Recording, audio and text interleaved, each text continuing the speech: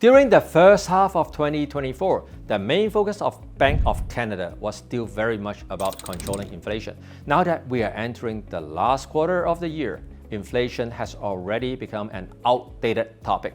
According to the latest CIBC economic forecast, both the US and Canada are now looking at a softening jobs market that they don't really want or need. So cutting rate materially is really a no-brainer. The Bank of Canada started the rate cut cycle in June. Since then, we saw 3 consecutive 25 basis point cuts, but we haven't felt much effect in the economy or housing market.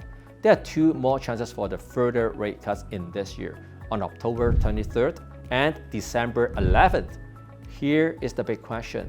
Is the Bank of Canada going to continue with its conservative 25 basis point cut per announcement? Or is it going to do it bigger and faster with some jumbo rate cuts?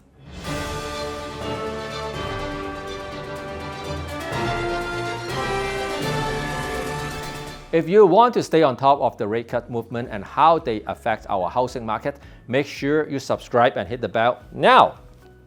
The chances of a 0.5% rate cut by the Bank of Canada on October 23rd are increasing because of 3 reasons. Number 1, the Fed's surprise jumbo rate cut. About a week and a half ago, on September 18th, the United States Federal Reserve surprised many investors with a 0.5% jumbo rate cut, making it the largest non-COVID era rate cut since 2008.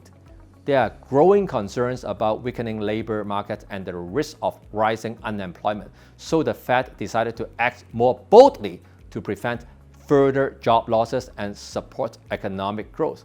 This move blows the door wide open for the Bank of Canada to go bigger on rate cuts, says the Financial Post. If the Bank of Canada were to do a big rate cut without matching moves by the Fed, then we run the risk of a weaker Canadian dollar. But now, the Fed has eliminated this concern for the Bank of Canada. In fact, the 0.5% rate cut by the Fed has already had a ripple effect on Canadian bond yields, which directly influence fixed mortgage rates.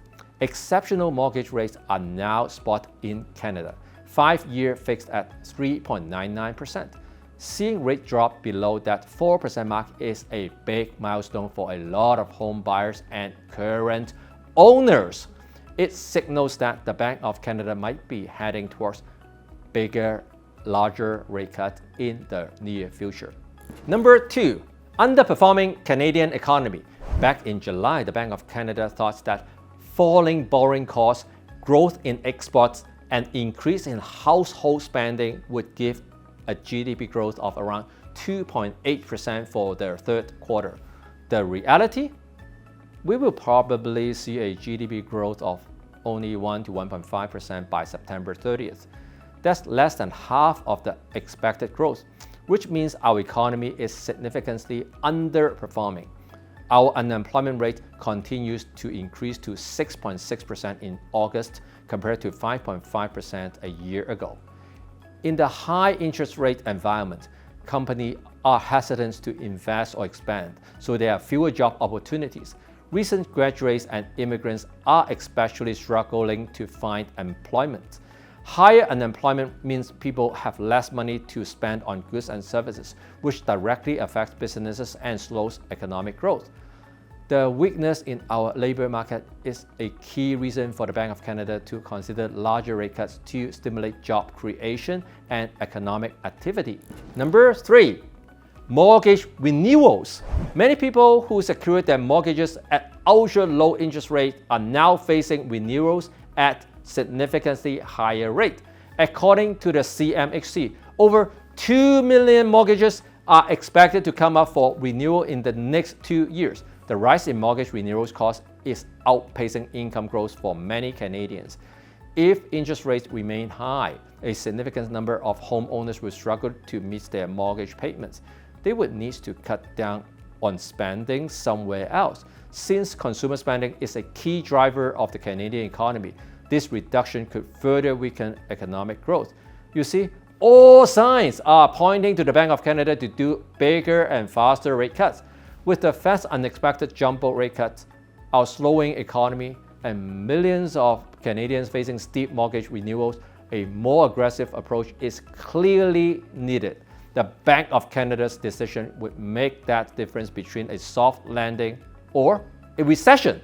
Do you think we are going to see a 0.5% rate cut on October 23rd? Comment below and let me know. Make sure you subscribe and hit the bell because I'm going to give you an update on the Toronto housing market next week.